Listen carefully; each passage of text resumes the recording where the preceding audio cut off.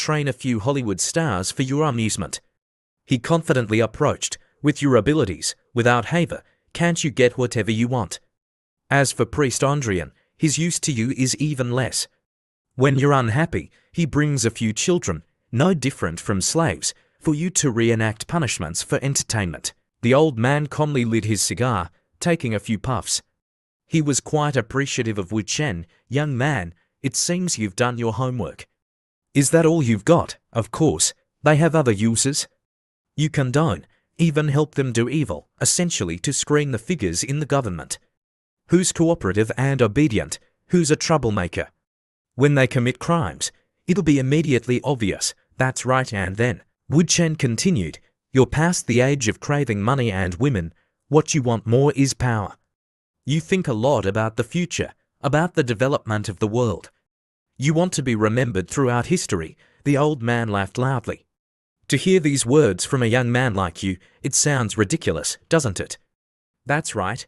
No matter how foolish it sounds, that's what I want.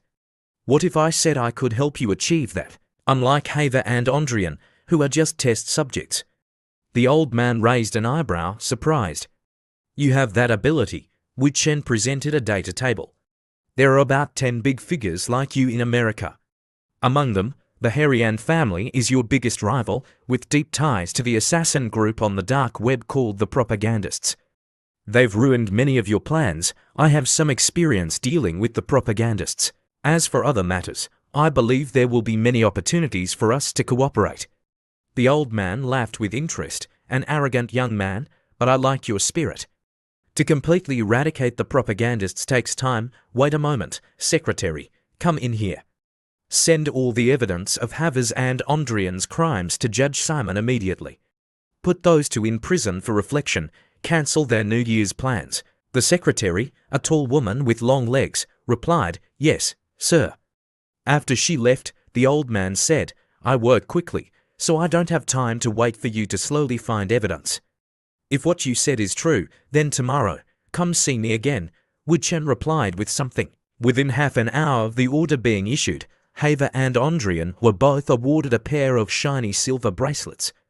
Back to Wu Chen, he was declared the new boxing champion of the night. "Congratulations to the champion, Wu Chen," the crowd below roared. "Bell's request was for me to win this boxing match tonight to prove my ability." "What kind of proof is this?" Below, Chioda cheered. "Wu Chen. Wu Chen, you're amazing. I'll reward you later." Later, she intimately linked arms with him as they returned to her room. "I used to hate those brainless, muscle-bound guys who only know how to use their strength. But you have given me a new perspective on strength. You're a man that's impossible to resist." She blushed, pouting her lips, wanting a kiss. But Wu Chen, ignoring her advances, answered his ringing phone. "Hello, she's awake." Chioda, jealous, pouted. "I don't want you talking to other women right now. Am I not attractive enough?" Wu Chen thought, "So this is why Bell made me participate in the boxing match. He understands her matchmaking preferences. Once I won the championship, Chioda would consider me hers. Then it would be difficult for me to refuse her. According to Bell's plan, only when Chioda and I become a couple will he truly be able to tie me to the same path." Wu Chen remained lost in thought, pondering Bell's deep schemes, ignoring Chioda's advances. Distracted by Chioda's action, Wu Chen tried to maintain his composure. He gently stopped her, saying, "Chioda, let's be frank. You have information about me, so you must know I have other women. I'll take responsibility for you, but I won't marry you." Chioda slowly ran her fingers through her hair. "It doesn't matter. Their lives aren't centered here anyway. What does it matter if there are many? I only need to know that here, I'm the exception and the only one." Wu Chen, pleased with her response, hummed in agreement. Satisfied, Chioda took off her outer garment. "Remember, from now on, you're my boyfriend." In this intimate atmosphere, Chioda began a new chapter in her life, continuously calling him affectionately, "My boyfriend, forever my boyfriend," and so, they got down to business. The next day, the clinking of champagne glasses echoed. "Congratulations, young man, on having another beauty by your side," Bell said cheerfully. "You called me here today, It's not just to congratulate me, is it? Wu Chen replied. Bell took a sip of his drink. Yesterday, you mentioned the Harriman family. They've invested heavily in the development of artificial intelligence technology. Hoffman, an expert in this field, has been funded by them for a long time. Rumor has it that his robots are close to achieving a level of intellectual awakening. If that's true, it will be very, very troublesome. But almost no one knows where Hoffman's lab is. Bell's face grew serious. I used my connections with the CIA and recently discovered that his lab is on the ship Oasis, which travels the world without a fixed course. I want you to board the ship and find a way to get Hoffman's algorithm. Wu Chen said confidently, when it comes to computers, I actually know a bit. If you trust me, then. Bell interrupted. If my information is correct, one of your girlfriends, Li Rubing, seems to be on the ship as well. I suggest you go on board yourself to see. Wu Chen frowned. Rubing, what is she doing here? The next morning, on the luxurious cruise ship, Wu Chen and Giada were strolling arm in arm. What are you doing here too, Giada? Wu Chen asked. There's a series of events on the ship organized by Prince Laurent of Belgium. Without me, you wouldn't be able to participate. Look, today I even wore a Chinese dress to match your style. Wu Chen looked her over, stunned. Giada held his arm tightly. Let's go, my love. Why are you standing there? She smiled, her eyes crinkling.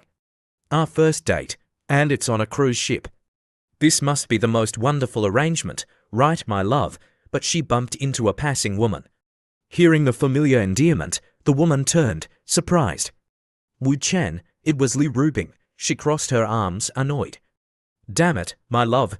Every time you give me a different surprise, it's really unpredictable. Seeing the woman's hostility, Giada frowned and turned back. Rubing, Wu Chen said, surprised. He knew she was coming, but didn't expect to meet her in this situation.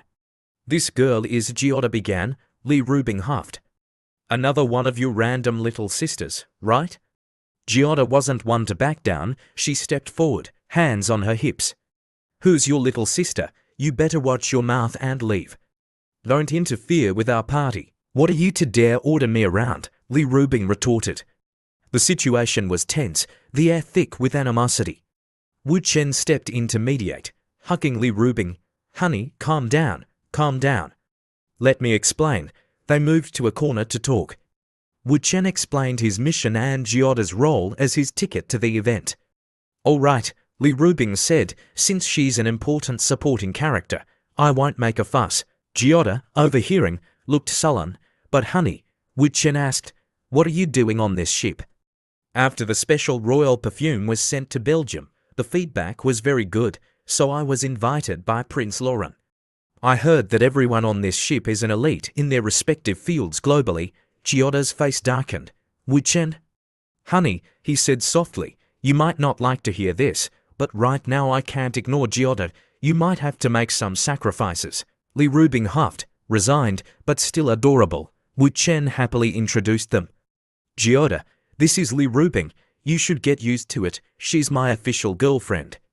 Of course, I know, Giada replied. But the way she insulted me earlier, I can't just let it go. Are you going to let me be wronged?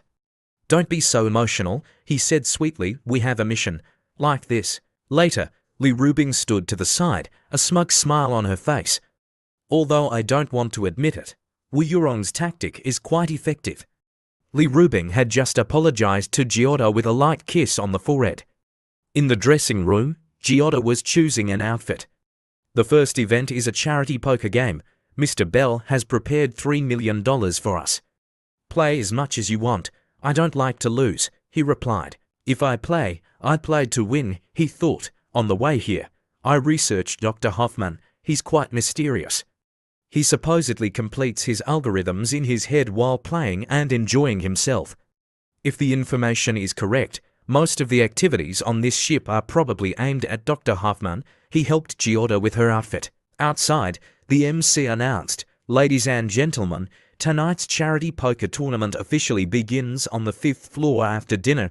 Please proceed to the 5th floor. The winner will not only have the honor of being the Belgian charity ambassador for 2020, but will also receive the title of God of Gamblers, awarded by the International Gambling Association. A couple, arm in arm, said, "Whether it's the charity ambassador or the god of gamblers, it will be mine." "Not necessarily," another replied. "We'll have to see who wins."